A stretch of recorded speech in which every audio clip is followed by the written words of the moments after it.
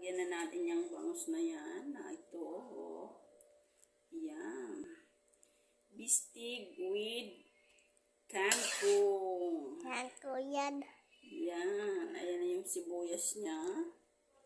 Para may gulay yung bistig nyo. Kailangan yung lagyan ng kangkong. Ayan.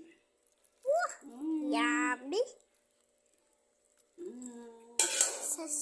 Plating na natin, guys. Tuyo. At saka kalamansi. Di ba? Bistig may toyo at kalamansi. O, diba? Diba? O, diba? Ang ganda. Yummy. Yummy. Para mayroong gulay ang inyong bistig, lagyan nyo ng kangkong.